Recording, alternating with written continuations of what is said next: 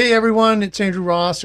Thanks for joining me on the podcast. I'm going to start out with a bit of an apology of sorts here because in Ontario, there's a scrap tire problem, and it has started to kind of bubble to the surface, if you pardon the phrase, a few weeks ago before recording this session. And I had thought in my infinite wisdom, oh, it's a small thing. It's going to get dealt with. It's an administrative issue between the government and the recyclers.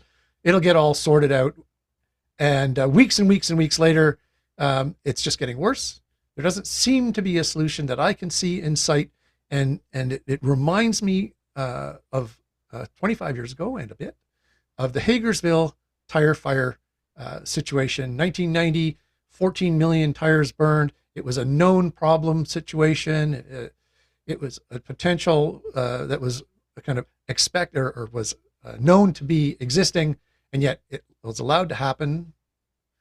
And I just thought we'd never be back here again. So with me on the podcast today is Adam Moffat. Now, Adam is the executive director of the Ontario Tire Dealers Association and the Tire Dealers Association of Canada.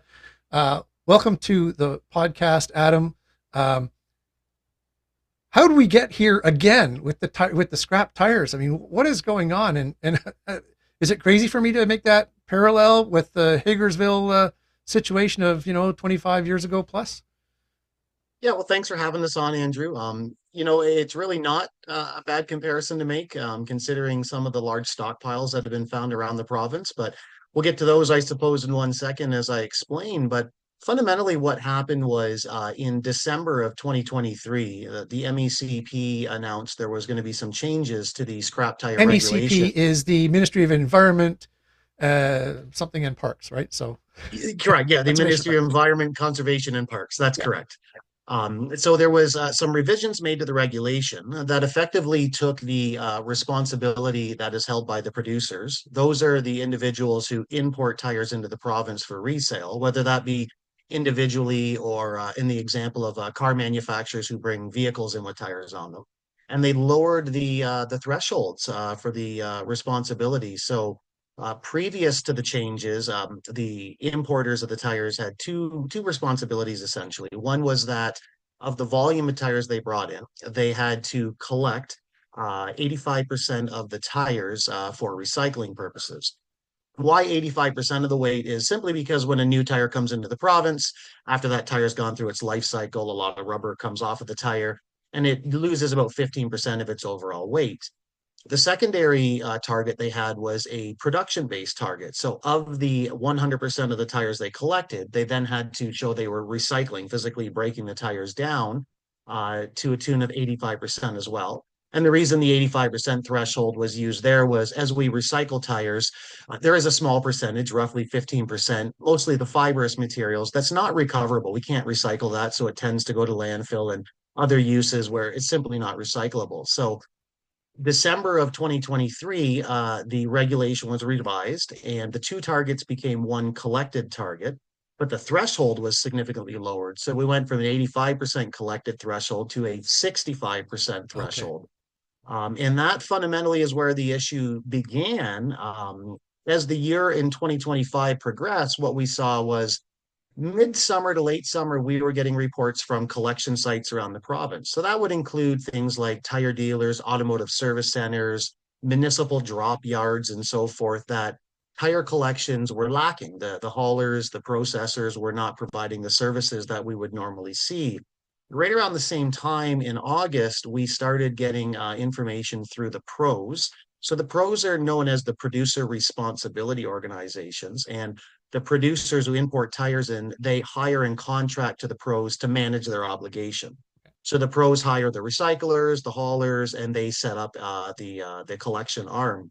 They started announcing that they were hitting their threshold targets on behalf of their producers right around August, September, months before the end of the year, months before the busiest time of the year for tire dealers across the province. And effectively in September, we saw the first pro announce that they had achieved or slightly exceeded their targets. And they stopped production capacity. They stopped their hauling division and their processing division. Just as just state the obvious. I mean, there's obviously costs involved with with all of the collection and the processing Yes. and the trucking and the moving, and you hit those thresholds, and it's like, okay, well, I have made my government mandated target. I'm done. Yep. In a nutshell, that's exactly what happened. And except uh, Joe Consumer and Joe Driver and Joe's Garage. Sorry, guys. Uh, I mean, they don't stop changing tires. Exactly, exactly. So almost immediately in September, we started getting bombarded with calls from our members and the industry in general saying, hey, our hauler hasn't been around to pick up tires. What's going on?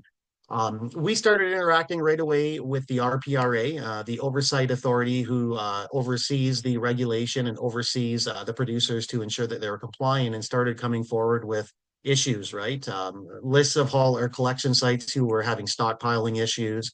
As these were going on, other pros in the industry also started announcing they had hit their thresholds months earlier, and effectively by the beginning of December, there was very little tire haulage and recycling going on in the province as we went into the busiest time of year. And as an effect of that, we started seeing mass stockpiling at collection sites all over the province. Again, tire dealers, automotive repair facilities, municipal yards with stockpiles of tires, anywhere from couple of hundred tires to a couple of thousand tires at some of these locations. And unfortunately, as the year progressed and we got to the end of December, some information came out and some photos came out of two massive stockpiles during the slowdown that formed, one in Stittsville, Ontario, and a second in Sudbury, Ontario. And each Where pile we is are. estimated. Yeah, each pile is estimated to have in excess of 500,000 tires, a combined of a million plus tires in these stockpiles, which under no way, shape, and form are they permitted under, MECP Yeah, they've rules just or found any some kind empty of. ground somewhere and decided to put the tires there.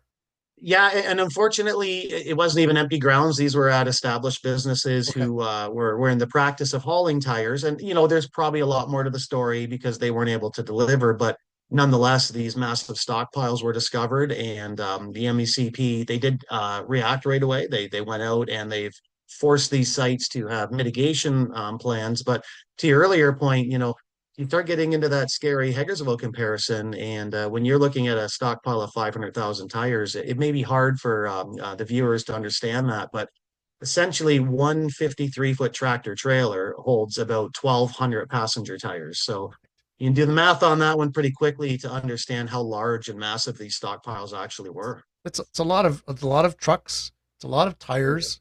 And while I certainly, not looking to vilify anybody in this, but it's clearly an administrative issue that has created this really negative issue.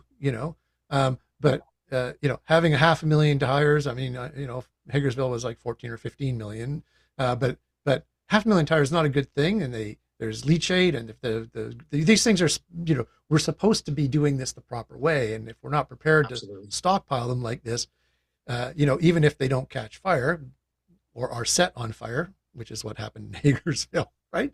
Uh, then you still got the problems of these compounds sitting there on the ground, sitting out in the elements, doing what to the environment. I mean, nobody wants that, right? That's why we have these programs in place to begin with, right? Exactly. Well, and that's just it. From the tire dealer and the collection sites perspective, there's a couple of risk factors here.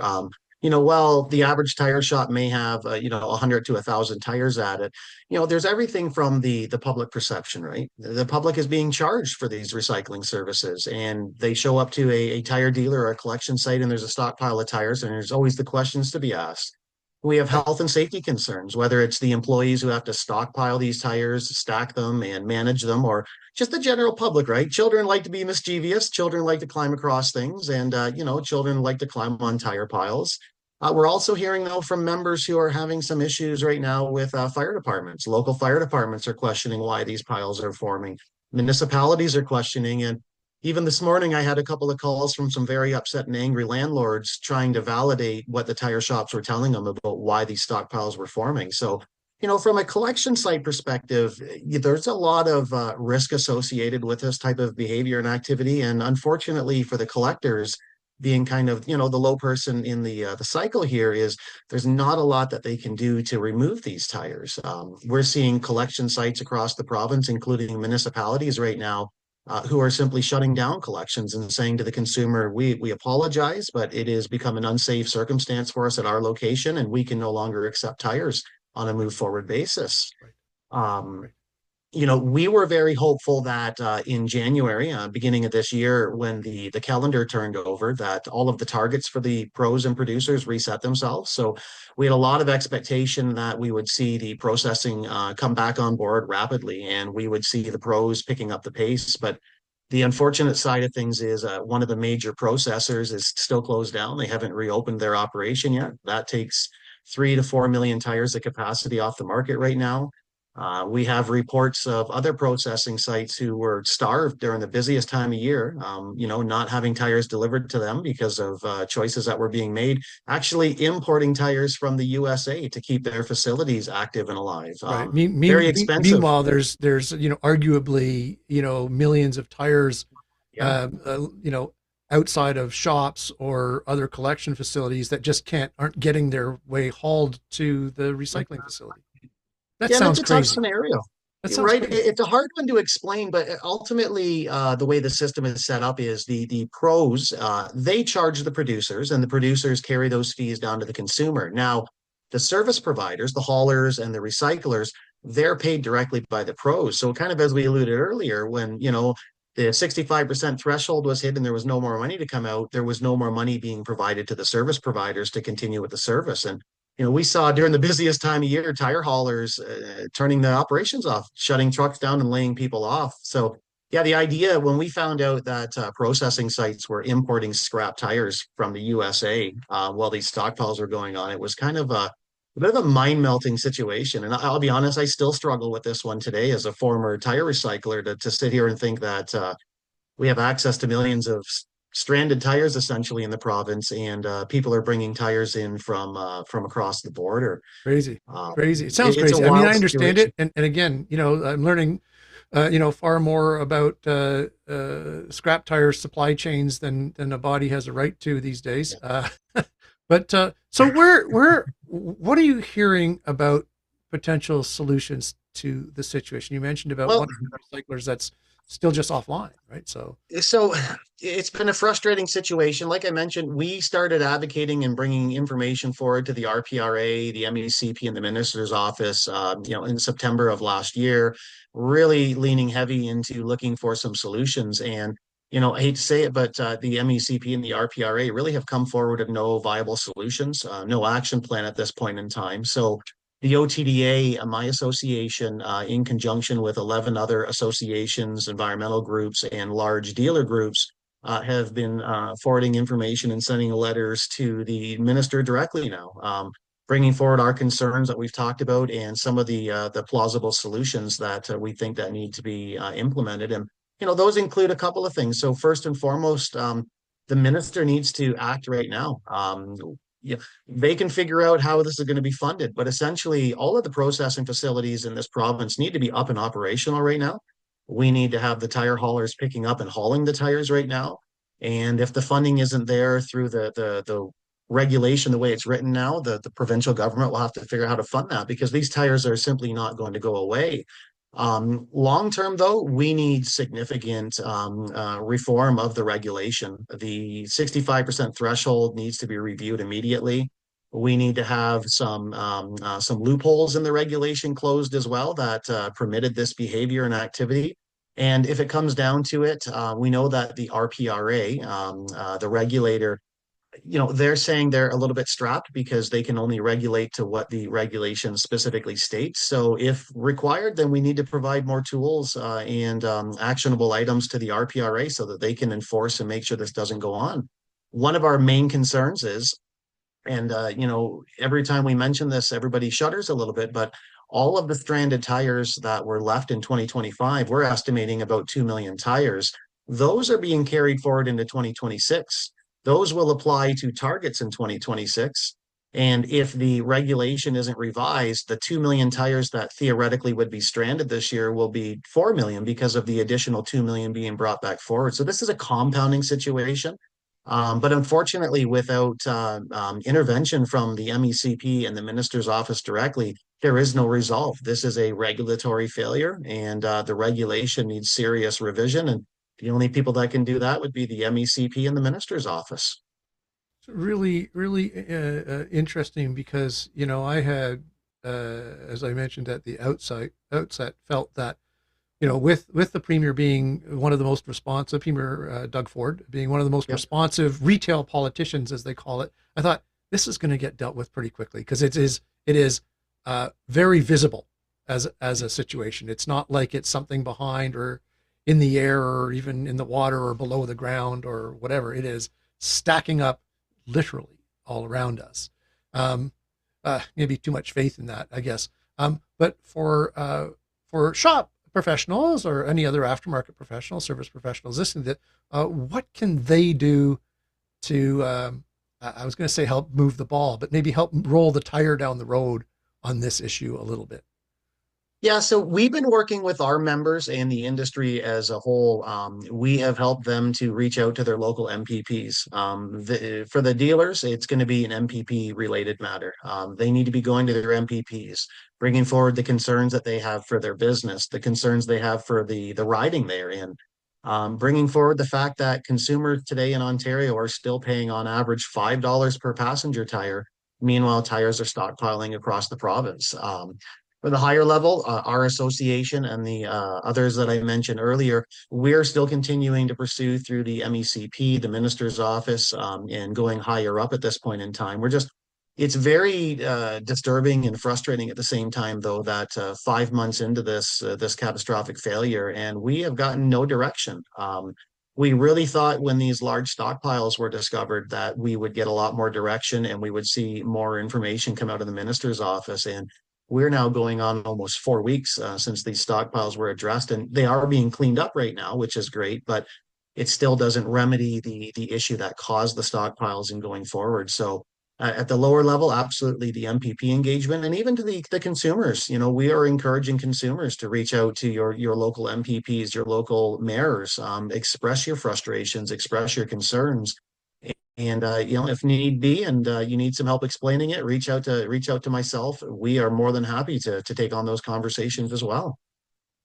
Yeah, well, good stuff. So, just as we, the grassroots movement is a proven strategy with all of these things. So yes, call your MPP. If you've got a stack of tires that you're really frustrated and you're having to work around and hearing it from your customers about why they're paying $20 every time they change tires or whatever, and why they're still there, call your MPP.